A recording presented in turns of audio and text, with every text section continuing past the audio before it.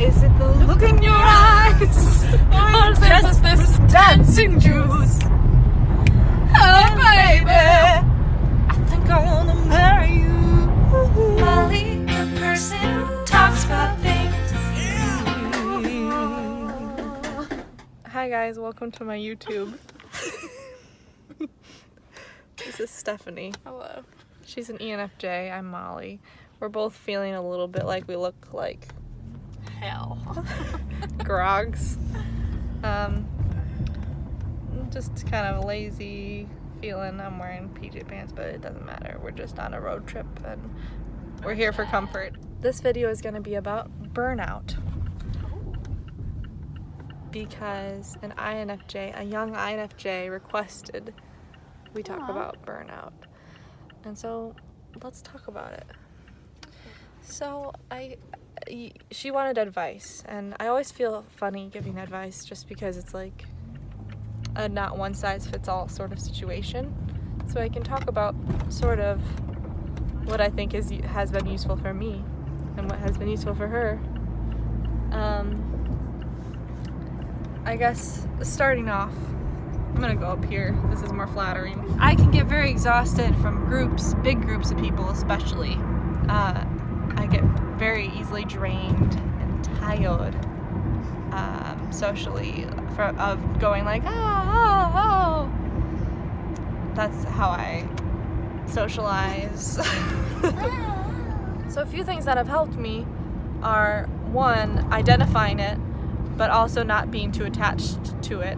Like learning about the INFJ and the introversion and the functions and all that has helped me, but also I don't want to be too attached to because I am a people person and I like people, so I don't want to be like, I'm an introvert and just the self-fulfilling prophecy where then I just hide away, because I do need connection. So recognizing that you do need connection, but you also need space, and it's okay to ask for that and to have needs, and in relationships you're in, the people you love should likely understand what, and if they don't, then you can help them understand. My husband is an introvert, so for me that can be really hard.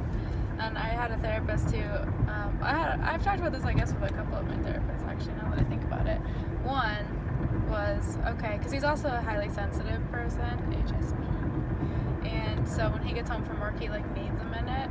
He needs some time where, because I'd get really excited when he came home, yay, my Michael's home, and then I'd start talking to him and ask him about his day, and just too much. And so anyway, so I give him some space, and then also learned from another therapist I need to also learn how to fill myself and not just rely on just the connection with other people, because not everyone has that to give at that moment, and I also need to fill myself. So that's what I've been working on, is figuring out what I can do, what things make me feel like I'm caring for myself and not just caring for other people and trying to make other people happy all the time, because that's fun and a lot of people like that too, but also it can get to be too much for some people, and also I don't always have that to give, even though I feel like that's what I should be doing. What's your advice for someone, an introvert, who has an extroverted friend or partner who doesn't have the self-awareness that you seem to have? Seem to have. Just kidding. That you do have. That's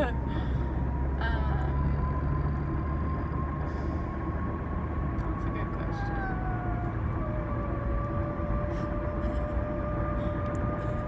Hello? I don't know. I feel like it just has to be an open conversation. I feel like if you're in a loving, supportive relationship, they'd want to know that,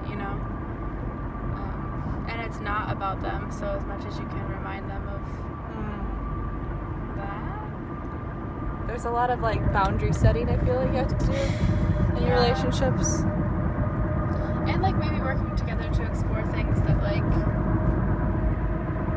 don't know. So sometimes and we kind of swung too far, we're trying to get back from this a little bit, but sometimes me and my husband will just watch TV together, so that it's still kind of a time for him to recharge, but I still feel connected because we're doing something together that we're both experiencing.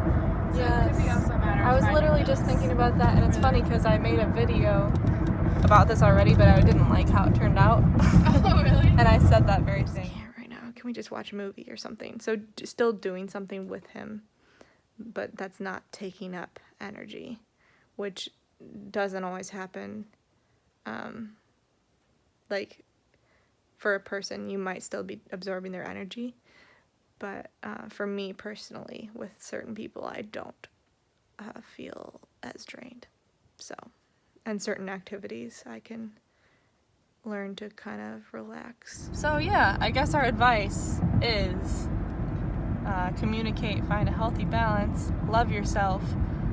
Affirmations help me in every area of my life. So if I'm on the way to a social gathering, I'm nervous about like how I'm gonna be and how I'm gonna absorb people's energies, or like sometimes just talking to yourself, whatever you want to manifest. Like, I am strong, funny, nice. I've been saying nice a lot because I've been feeling impatient with people's tendencies, so I've been telling myself I'm nice because I want to be like kind to them, even if I'm noticing something and annoyed with it. I just want to be warm and accepting and loving and nice. So I tell myself I'm those things, and then maybe I will be. I was just thinking too, it was helpful for me to learn from my introverted partner that like because I love to go and do things and be with people, and like I wanted him to be with me and like meet my people and stuff like that, and because I get a lot from that and it doesn't take as much energy from me, like I didn't realize how much it was taking out of him, and I was just kind of assuming him into plans. So I think too it's helpful to maybe ask them to check in with you before they like commit you to plans. Because since I realized that, I've been a lot better about like I basically just assume he's not coming with, not that, he's always welcome to come, but like I don't want to make him feel like he has to be in the relationship, because I've chosen to be in a relationship with him, and I know that he's introverted, and so that means certain things, and that may mean that I go out with my friends and he doesn't come, and that's okay, because I get something out of that still, you know. And he doesn't have to be there for that. It helps to have a sort of agreement of what works for you, and figuring that out might take a little bit of time. Yeah.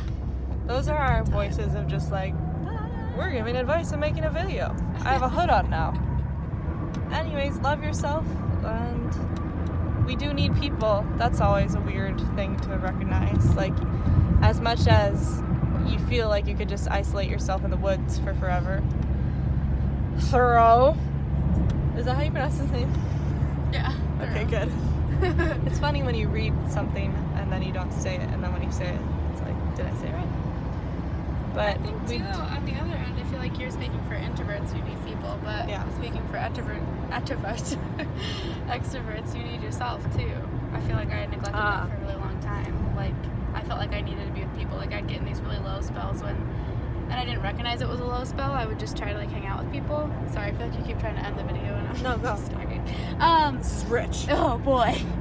But like then no one would be available because it'd be like last minute on a Friday night or something, whatever, and I'm just like alone in my dorm room for whatever reason. You don't have to talk fast. Sorry.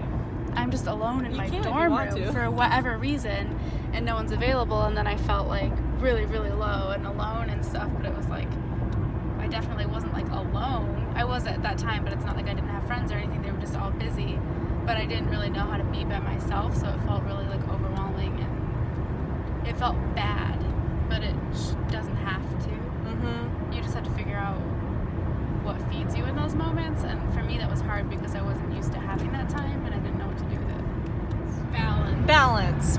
But it's tricky because like finding balance every day is a constant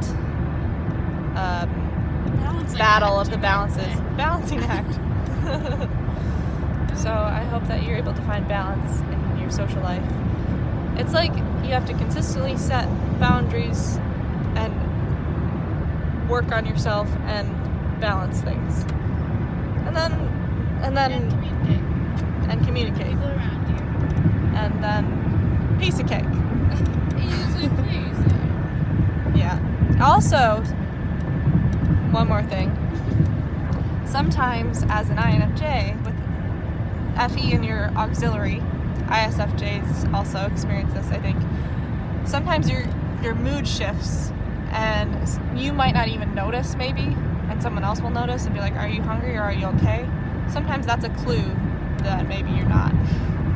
If you're not able to recognize those I need alone time and like trying to figure out before it gets to the breaking point or to where you're just burnt out, like maybe notice the things that other people notice. Preventative care sort of thing. Like maybe I can go read a book. I just thought of the most like typical introvert thing. Go read a book or just do something before you get to the point where you're just like burnt out. This video was on burnout. Thanks for watching. Like and subscribe for more videos. It's funny because like and subscribe for more videos. There's gonna be more videos no matter what. But if you want to be one of the first, click the bell button. Ding ding. All right, so this is coming from your lazy INFJ and ENFJ on a road trip. Have a nice day. Thank you. Bye-bye.